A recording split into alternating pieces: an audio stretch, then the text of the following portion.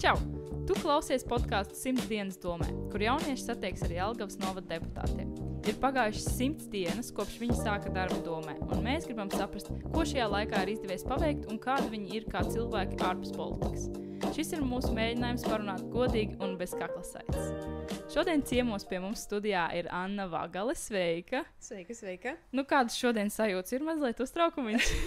Jā, kā jau es arī minēju, šodien jūs noteikti man likāt iziet no manas komforta zonas. Jā. Man jau no pagājušās ceturtdienas ir tāda viegla mandrāža trauksme iekšā par to, kas mani sagaida, bet nu jā, paldies par uzaicinājumu. Ir forši, jūs esat maliči, ka jūs komunicējat un jā, tā ka... Paldies, mums arī prieks, ka tu esi šeit un ka tu piekriti ierakstīt, jo dažreiz, daudziem arī tā stresa dēļ, kā jau dzirdēju, kad negribas nākt vai kādu gribas ņemt līdzi, bet jā. Nu, tad sāksim mazliet par tevi. Kāds tad bija tas tavs ceļš līdz domai? Varbūt tas bija apzināts mērķis vai tā nejauši nokļuvi? Nejauši, ne. Zin kā, tas noteikti bija apzināts mērķis. Tā pati darbība, kas mani aiznes politikā, tas bija ļoti tāds, laikam, dabisks ceļš. Esmu aktīvs cilvēks pēc savas būtības. Jā. Es iesaistos visos pagasta dzīves procesos un tas soli pēc soļa mani tā kā parāva tur, kur es nemaz laikam nedomāju, ka es kādreiz nokļūšu. Politika nebija mans pašmērķis, absolūti nekāds, bet, nu jā. Un tad pagājušajā vasarā mani uzrunāja, un es sapratu, ka...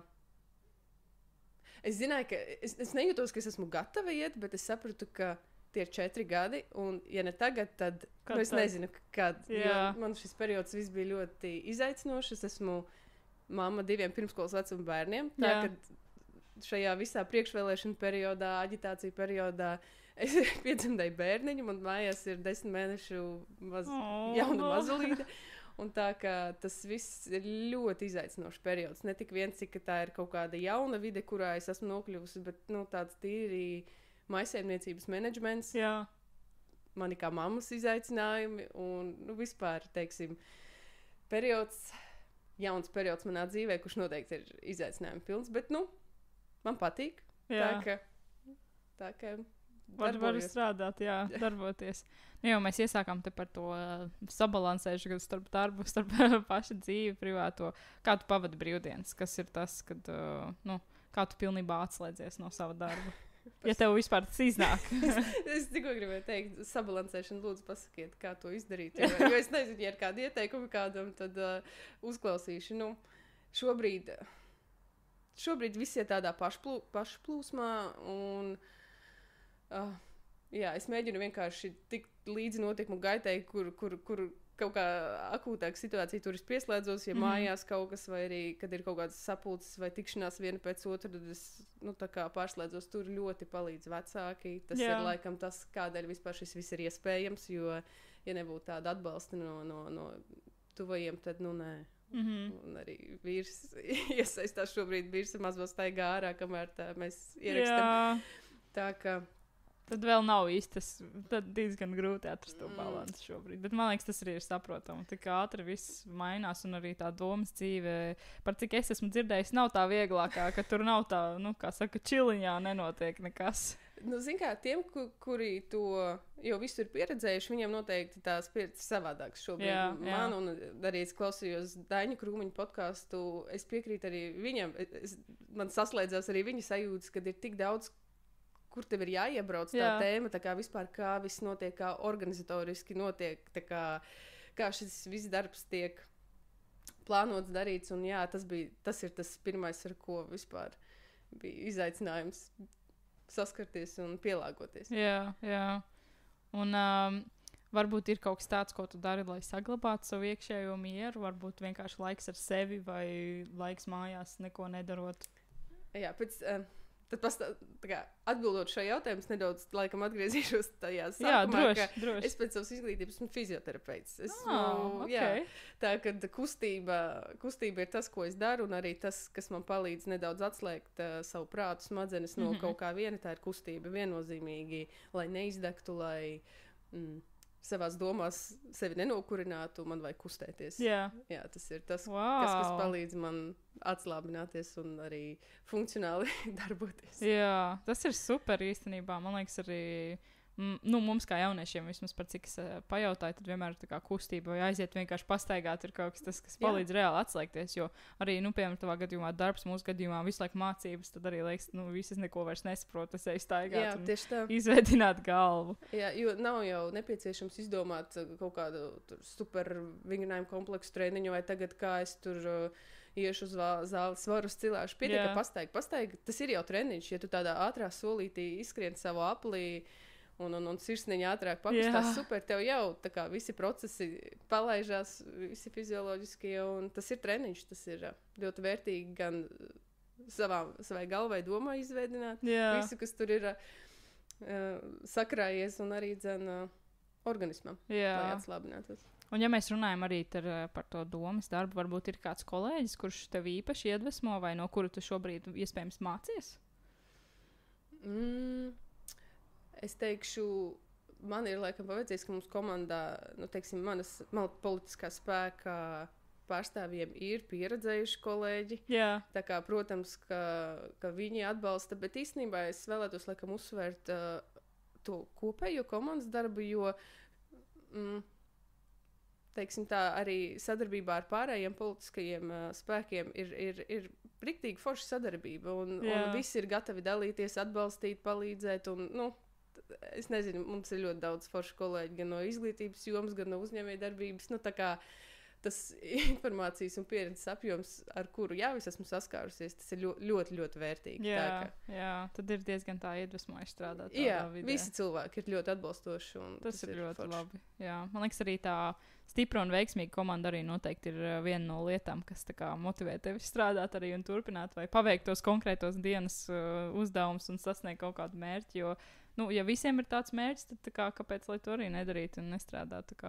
Tādā ziņā komandas spēks arī ir ļoti liels. Un tas, ka tevi pieņem riktīgi komandā kā tādu daļu, tas arī ļoti būtiski priekš tiem, kas ir jaunie. Jā, jo tu jūties kā savējais, un tu vari izmantot pilnu potenciālu tieši tā. Un ja mēs runājam tieši par tām 101 dienām, kāda bija tā pirmā diena? Vai viss bija skaidrs, vai vairāk bija tāds, ak, Dievs, šis ir hauss? Pirmā diena, laikam, vispār bija 8. jūnijas, kad es pamodos, un man dzīve bija pagriezusies vispār kājām gaisā. Bet, laikam, pirmās jau sanāksmes un pirmās domas sēdes, viņas bija, man ļoti satraucošas. Jo mana tā iepriekšējā pieredze, es skatījos televizoram otrā pusē, ekrāna otrā pusē. Ja es nezināju, kas mani sagaida, kā tas viss notiek, tā ka bija satraucoši, bet, es esmu šeit, viss ir kārtībā, esmu izturējis un, jā. Ir izdzīvots. Saka, bet tagad jau nav tāds satraukums vairs domas sēdēs. Tagad ir tā bišķi mierīgāk, jo tu saproti, kā tas viss notiek, organizējas. Organizatoriski, nē. Viss jau ir tā kā saprotams, pie tā ir pierasts, viss ir skaidrs. Vienkārši tās, teiksim, pašas domas sēdes ar skatājumiem jautājumiem ir dažādas. Ir tādi jautājumi, kur ir tā kā vienkāršāki, ir sarežģītāki, ir kur vairāk diskutē, un tas arī, teiksim, mēdz būt diezgan trauksmaini. Bet jums sanāk, ka katru reizi visiem ir jābūt uz katru domas sēdi? Vai tas nav tā kā obligāti, bet ir kaut kāds minimālais skaits, kas jāapmeklē? Es nezinu, vai ir kāds minimālais skaits, bet mans pašmērķis ir noteikti būt uz visām. Ja man nav absolūti attaisnojuši iemesli nebūt, es esmu uz visām sēdēm. Un mans uzstādījums, ka es esmu arī klātienē uz visām sēdēm, nevis tā kā attēlināti, man tas personīgi ir svarīgi. Es esmu uz vietas, es esmu vidē, un manuprāt, tā ir manā uztverē tāda arī cieņa pret kolēģiem, pret vēlētājiem, ka viņi redz, ka tu esi klātesošs. Velti laiku. Tas ir manā uztverē, ka es to tā redzu. Bet... Man liekas, tad arī uzreiz tas respekts ir tā kā, tad tu nāc klātienē, tas nozīmē, ka tu esi veltījis savu laiku šim, ka tu esi gatavs tā kā vispār apspriest to tēmu, kas tur būs, un ka tu arī klausies un piedalies. Un, mēs iesākām par tām sēdēm runāt. Varbūt tev ir kaut kāds jautājums vai lēmums, kas tev licies šajās dienās vissarežģītākais, kuram tā ļoti ilgi vajadzēja meklēt atrisinājumu, vai varbūt joprojām nav atrisinājumu? Ļoti sarežģīts. Var jau runāt par lēmumiem, kuri izsauca visvairāk tādas kaut kādas diskusijas un debatas un pamatojums. Jā, tad noteikti tas skar budžetu. Jā, tur šie jautājumi, kā arī tādas struktūras izmaiņas, kā arī biroja izveide priekšsēdētājiem. Tas arī noteikti bija kaut kas jauns, neredzēts un varbūt visiem šķiet tā kā nepamatots, bet, manuprāt, kā teica Rainis, pastāvēs tas, kas mainīsies. Varbūt tās ir dažkārt nepieciešams kaut kāds pārmaiņas, lai redzētu, kā var savādāk funkcionēt. Un, jā, es esmu par pārmaiņām. Tā kā es varbūt tās, es esmu pat jaunākā, laikam, deputāts, tāpēc es esmu par pārmaiņām un par to, ka var arī būt savādāk nekā ir pierasts līdz šim. Jā. Un varbūt kādā no šiem lēmumiem vispār runājot, ir kaut kāds brīdis, kad tu arī izrādīji savu iniciatīvu un varbūt tagad jūties to lepni, jo tagad arī to, ko tu pateici, iespējams pieņēma vai ņēma vērā, lai pieņemtu lēmumu. Man ir bijušas savas idejas, kuras es esmu aktualizējusi savu kolēģu starpā, un šīs idejas šobrīd ir procesā, arī tapšanā. Viņas varbūt tās esošajās domas sēdēs vēl nav pat, apspriestas un uzpeldējušas, bet ir lietas, kuras es arī inicijēju, un tā, kad super, viss vēl tikai būs. Jā, jo man liekas, dažreiz arī, ja tu esi tā saucamais jauniņais, tu vienmēr gribi sēdēt malā un tikai klausīties un skatīties, bet citreiz varbūt pat tev ir lielāks potenciāls kaut ko jaunu pateikt, kaut ko, kas tiešām arī ir svarīga problēma, kas varbūt iedzīvotājiem ļoti ilgi jau ir galvā, un tad tā kā ierosina par to domāt, tā kā ir arī labi neklusēt un tiešām stāstīt. Klusēt noteikti nevajag, bet tas formāts, kur tā kā viss mani ierosinājumi idejas, tas vairāk laikam ir savā darba grupā, teiksim, mūtajās. Jā, saprotams, tā arī ir ļoti labs iesākums un vieta, kur sākt. Un ja mēs runājam tieši par tavu ietekmi vai, kā deputātei, vai tev liekas, ka tu patiešām vari mainīt lietas vietējā līmenī? Jā, un es vēlos arī akcentēt to, ka nav jābūt deputātam, lai varētu viņas mainīt. Manuprāt, ir vienkārši jābūt līdzatbildīgam, gatavam iesaistīties un kaut drusciņu atbildības, tā kā uzņemties par to vidi, kurā tu dzīvo, par un to pienesumu, kuru tu esi gatavs sniegt, jo, kā es teicu, politika tas absolūti nebija mans pašmērķis. Tā kā jau līdz vēlēšanām es biju, es atļaušos teikt, kā aktīvs pilsonis, iedzīvotājs, un ir daudz foršas lietas, kuras es ar līdzdomātājiem esam savā pagastā jau realizējuši, un par ko ir tāds lepnums, prieks un gandarījums. Nav jābūt politiķim, lai savā mērogā kaut ko ietekmētu. Tas ir svarīgi. Man liekas, tas ir arī svarīgi dzirdēt skatītājiem, jo dažbrīd arī ir tā, ka ir iedzīvotāji, kur, piemēram, domā, kāda jēga man tur vispār iesaisties, kāda jēga man balsot, jo mana balss taču neko neietekmēs. Bet man liekas, tā nav, un arī citās epizodēs mēs esam runājuši par to, ka galvenais ir sākt uzņemties to iniciatīvu. Arī, piemēram, ja šīs iedzīvotāju padomes nav konkrēti tavā pagastā, ka tu vari viņus izveidot. Tev jau nav, neviens neliedz tev tā kā savākt grupiņu ar cilvēkiem un tagad līdzdarboties uz konkrētu mērķi. Tā kā, ja jau mēs runājam par to pilsonisko līdzdalību, kas būtu tavs ieteikums, piemēram, varbūt tieši jauniešiem, ja viņi vēlētos pilsoniski līdzdarboties? Kur lai viņi sāk? Jauniešiem ir centri pagastos, jauniešu aktivitāšu centri, vai telpas centri, kurā vietā, tā kā, viņi jau var sākt ģenerēt savas idejas, tā kā tas ir absolūti, man liekas, viņi arī jau tur šobrīd aktivitāte ir uzaugusi novadā, un tajās vietās pagastos, kur ir iedzīvotāji padoms, tur varbūt man šķiet nedaudz vieglāk mēģināt kaut kādus procesus veidot, ietekmēt, bet kopumā, sadarboties ar padomēm, pārvaldēm pagasta un jo man liekas arī daudziem, varbūt ne konkrēti jauniešiem, bet vispār iedzīvotājiem citreiz ir liekas, kad deputāti viņos neklausos, bet patiesībā jau arī, piemēram, mājaslapā ir gan e-pastī, gan telefona numuri, kur var zvanīt, un ļoti daudz arī atsaucās un saka, tā kā, labi, zvani, es tev uzklausīšu, paklausīšu, kas tev ideja. Jā, tieši tā, tas arī, man liekas, ir ļoti labs ieteikums, jo daudziem, kam liekas, ka nekas neietekmēs, neko neizdarīs, tad īstenībā tas ir vieta, kur sākt. Tas varbūt arī tāds katram cilvēkam aizsarg mehānisms, lai neiziet no komforta zonas ārā. Tā kā man būtu šeit, kā jūs teicat, arī bija diezgan tāds iekšējs izaicinājums iziet no ārpus no komforta zonas, bet es šeit. Es esmu šeit. Un... Jā, tieši tā. Man liekas, mūsdienās vajag pišķiņu piespiest sevi iziet no tās komforta zonas. Jo tas ir tas, ka tu sāc augt un kaut kas foršs parādās horizontā. Tieši tā. Jā, mēs te runājam par to deputāta lomu sabiedrībā. Kā tu definētu, kas ir labs deputāts? Varbūt kaut kāds top 3 īpašības. Jā. Es domāju, ka labs deputāts būtu cilvēks, kurš atbild par saviem vārdiem. Tas, ko viņš ir laidis ēterā, tad arī attiecīgi ir jābūt darbībām. Jā. Tad tā ir atbildība.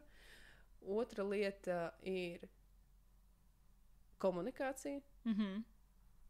Ir ārkārtīgi būtiski, manuprāt, iedzīvotājiem just, ka deputāts ir tas izvēlētais cilvēks, viņš komunicē ar iedzīvotājiem, ir atgriezniskā saite, ka viņš ir redzams, jūtams, viņa klātesamība ir ikdienā. Nevis tikai domas sēdēs vai komitejas sēdēs, ka viņš ir viņš pārstāv ikdienā. Arī to iedzīvotāju ka viņš viedokli. interesējās par to, kādi procesi notiek pagastos, kādas ir aktuālās problēmas, jautājumi un iesaistās. Un trešā vēlme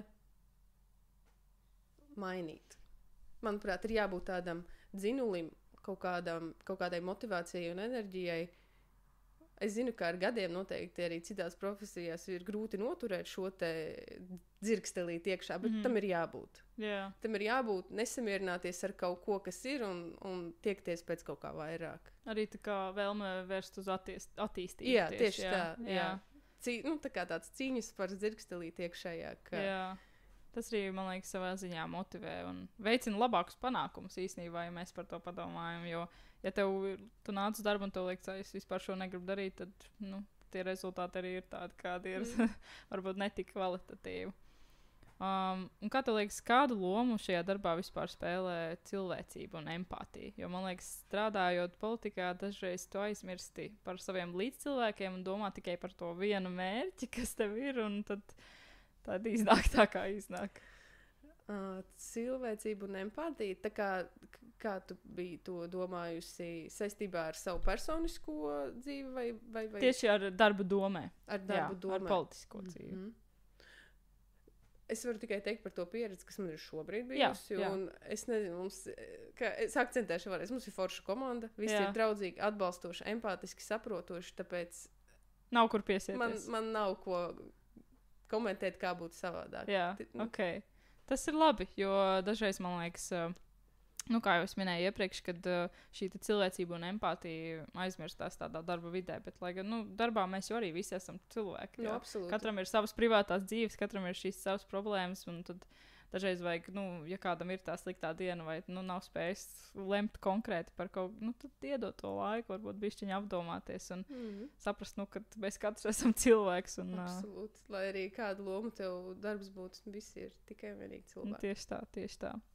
Ja mēs tā skatāmies mazliet nākotnē, ja būtu iespēja tev dot padomu sev pirms 100 dienām, ko tu tagad pateiktu?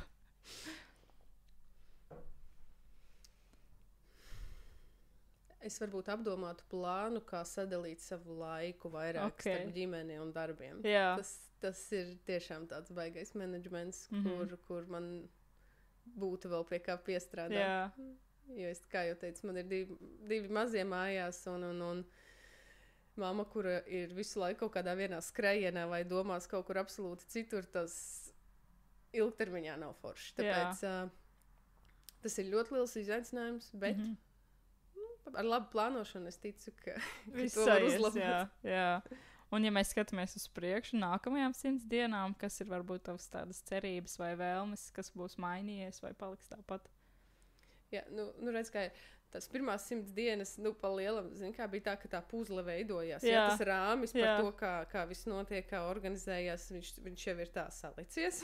Tagad mēs sākam likt jau nākamo slāni laikam ar to par idejām, par priekšlikumiem, ieteikumiem un to, ko var tālāk jau attīstīt.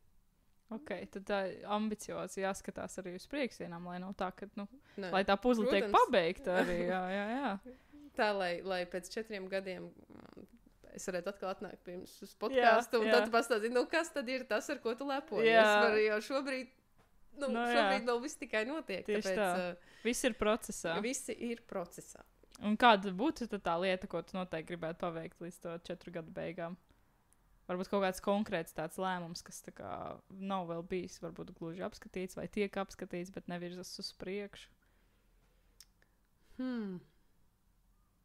Vai varbūt ļoti vispārīgi, vienkārši, kad tu esi veidojusi kaut kādu ietekmi uz vispār vietējo sabiedrību un kad tev tas paveikt? Man ir, teiksim, noteikti arī personīgie mērķi, jo es esmu sava pagasta patriots, to es neslēpšu no viena, tā ka noteikti es vēlētos, lai mēs varētu stiprināt mūsu skolas, tās, kas ir pagastos, tas ir numur 1, manuprāt, uzdevums, jo skolas ir mūsu pagastu tādi attīstības motori, tur, kur ir bērni, kur ir dzīvība, kur viss čumuģi. Tā kā bez skolām, diemžēl, mūsu pagastos, manuprāt, bilde paliek tāda drūma, tādēļ tas noteikti būs tas virziens, uz kuru es noteikti arī savu enerģiju un uzmanību centrēšu. Ok, super. Tad jau ir diezgan liela mērķi nākamajiem 4 gadiem. Man liekas, arī diezgan pamatoti, jo ļoti bieži sanāk aizrunāties par to, kāds ir līmenis skolās, gan to, cik daudz ir to skolu un cik daudz vispār ir iet un mācās, jo arī, piemēram, Ozolnieku vidusskolā skolēnu skaits tikai pieaug, un tās telpas ir, cik ir, un tad arī tā grūti visu samanedžēt. Tātad, pabeidz teikumu. Ja es varu, tad arī tu vari, jo? Jo mēs visi esam tikai cilvēki. Tieši tā. Ļoti labi. Man liekas, tāds veiksmīgs nobeigums arī šai epizodei. Un, paldies, ka biji šodien ar mums. Man liekas, ļoti iedvesmojoša epizode. Diezgan daudz var uzzināt arī par cilvēku ārpus darba, ārpus šiem te politiskajiem rāmjiem. Un bija prieks tevi redzēt šeit šodien. Paldies, ka tu pievienojies mums un varbūt tikšanos kaut kur ielās. Paldies, ka jūs mani uzaicinājāt, izkustinājāt ārpus mana komforta. Un es vēlreiz teikšu, ka jūs esat malači, ka jūs iesaistaties. Un tas, par ko manas pārdomas bija tādas, ka nekad, manuprāt, deputātiem nav bijis tik izaicinoši, tā kā būt. Jo ir tik daudz platformas, caur kurām ar viņiem, teiksim, tā sadarbojas ietekmē, ir kopdares, visādi pasākumi, ir debates, viņi ir domas sēdēs redzami, jo, ja mēs atgriežamies, gadus, nezinu, cik 11 nedaudz apakaļ, kas nav tik sen. Tā balsošana bija, teiksim, tā, laikam tā paceļot roku, tad šobrīd viss ir tik digitalizēts, tik caurspīdīgs, tik redzams, tā kā visi cilvēki ir kā uz paplātes, un tādēļ teiksim, turēt savu stāju tik ļoti redzami ir izaicinoši, un arī jaunieši iesaistās, kas ir uzteicami un malači, un neļaujot atslābt. Jā, tas gan, Ok, pie mums šodien ciemos bija Anna Vagale. Šis bija podcasts 100 dienas domē. Ceram, ka šodien iepazina deputāts ne tikai kā lēmumu pieņēmējs, bet arī kā cilvēks ar savām domām un stāstiem. Tiekamies nākamajā reizē. Atā! Podkāstu ieraksti tiek veidoti projektā Kopienas līdzdalība un sadarbība Jelgavas novadā. Finansiāli atbalsta Sabiedrības integrācijas fonds no Latvijas valsts budžeta līdzekļiem.